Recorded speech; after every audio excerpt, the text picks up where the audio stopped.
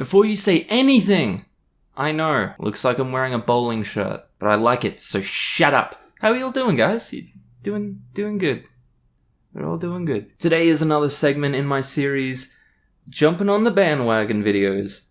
Doing videos that everyone's already done, because I'm out of original content. Today I'm giving you my unpopular bookish opinions. Don't at me. Actually do at me, because I'm a little bit lonely. I'm giving you my unpopular bookish opinions, and usually when I watch these videos it's the tag, which I'm not doing, or it is just people saying they like books that people don't, or they don't like books that people do. In this one I'm gonna try and be a bit more diverse. I'm going to try and maybe talk about some character stuff. I'm just going to try and talk about my opinions on specific things that generally when I talk to people about them, the feeling isn't really reciprocated. Yes, the shirt is crazy. My eyes are up here. The first book I'm starting off with today is the Bible. No, I'm not trying to get crucified today. Oh, pun intended. Hashtag God bless. Ages ago I did a video on the worst and the best book to movie adaptations, and in the worst one, in the video where I talk about the worst adaptations, a lot of people were in the comments telling me that I should have included the Percy Jackson films. Why didn't I include the Percy Jackson films? My cheeks are quaking because you did not include the Percy Jackson films. Well, guess what? I liked the Percy Jackson films. They were fun. I mean, yeah, I read the books, and obviously the books are better, and a lot of the text to visual translation didn't really go the way that I guess most people would have done, but I enjoy the films. They're fun. Yes, even the second one. And that's not just because I'm a fan of my man Logan. Good God, not that one. This one. I am a fan of my man Logan, but the films as well were just, it was fun at the time it came out, seeing Greek mythology on the screen again with an old school adventure quest storyline. It was just, it tickled me the right way. I enjoyed them. To be honest, I was never too crazy about the books anyway. I mean, don't get me wrong, the films aren't a masterpiece or anything, but I guess I just didn't have a whole lot invested when I heard that they were going to be adapted. My expectations weren't that high to begin with, and maybe that's why I have this opinion. If they were to say they were remaking them, I would be like, hell yeah, that's fantastic. But if I had the choice between the Percy Jackson films not existing or existing, I would definitely go the latter.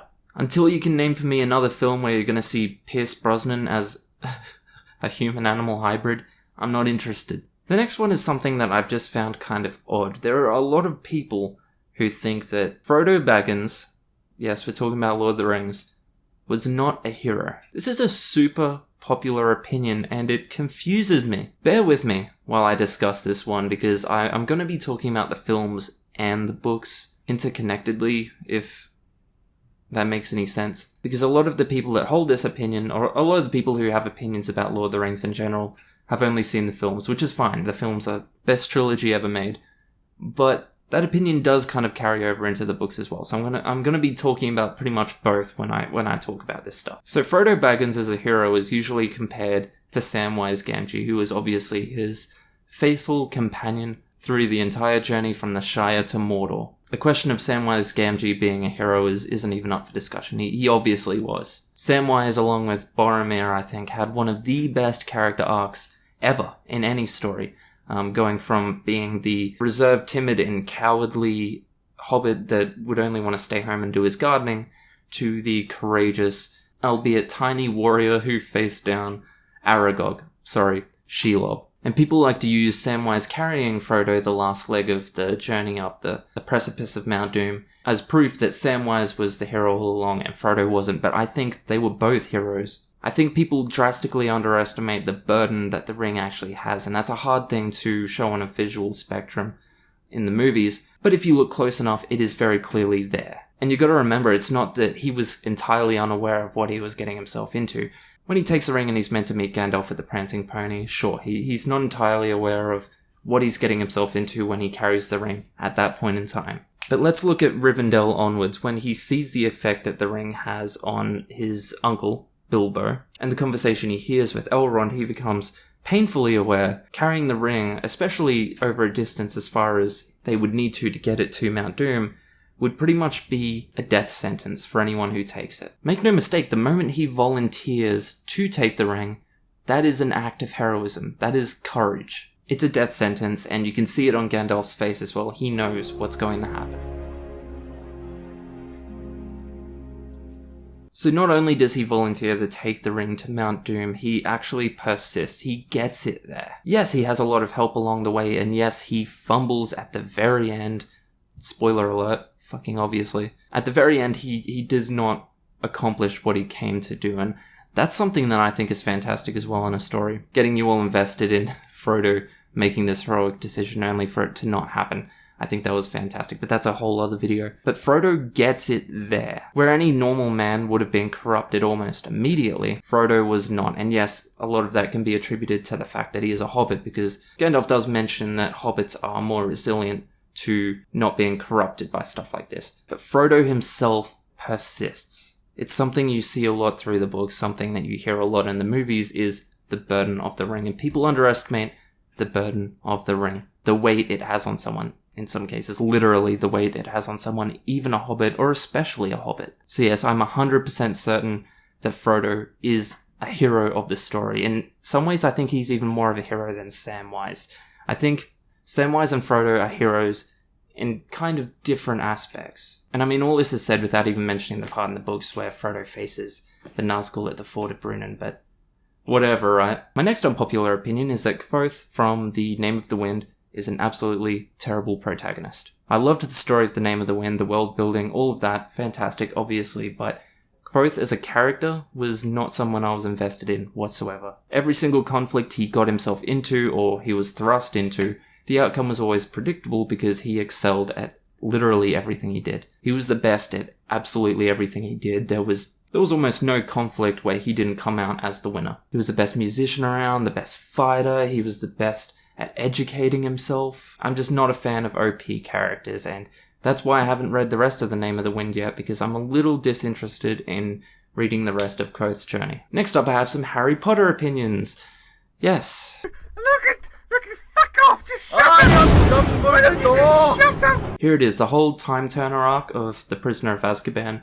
Terrible. I have no idea why that was in the story, although part of me believes it was for convenience sake. I just don't see any situation where it would have been appropriate, or even within Dumbledore's character, to give a time travel device to a student for the purpose of attending more classes. Some people like to say it was a precognitive thing because he knew they would need it to save Sirius at the end, but really though, time travel. They're gonna drop a time travel device out of nowhere into the story and it's never gonna turn up again, and that's not something that people would use. Is that not something that Voldemort would be incredibly interested in getting his hands on? I think the whole time turner thing creates a lot more loopholes than interesting plot points. It was very, very irresponsible of Dumbledore to give a time travel device to a child. How old was she in that? Like 13 or something? Yeah, Hermione's brilliant and incredibly intelligent, but still, some of the shit that she and her friends get themselves into. Time travel. You're gonna put time travel in their hands. The next one might flick a few scrotums, if you know what I mean. I mean, it might tick a few people off. What I'm gonna say is that when you really think about it, Fred and George were kind of bullies. And I know a lot of people hate this opinion, but really think about it for a moment. When you analyze the behavior of those twins, the Weasley twins, through the entire series, more so the books than the movies, you really realize that they kind of have a lack of social awareness and remorse. The latter of that being a prominent psychological trait of a bully. Further to that though, they were also incredibly hot-headed, like their brother Ron, and their responses to things were, in almost all cases, completely disproportionate. Their revenge, in most cases, was entirely out of hand. You could mention the things they did to Ron when they were younger, and the things they did to Percy, for example, trying to get Ron to do an unbreakable vow, which is basically making a promise that if you break it, you would die, which is quite obviously terrible, but then you could also say that they were kids at the time, maybe they didn't know the seriousness of it. Honestly, I think that could be argued, but we'll give the benefit of the doubt there. The booing of Slytherin first years when they get sorted into the Slytherin house, I mean, that just is bullying. Yes, they obviously have a prejudice against Slytherin, and they would have good reason to, but they're first years. They're 11-year-olds at a new school. One of the most heinous things, I think, is that they were testing their products on first years.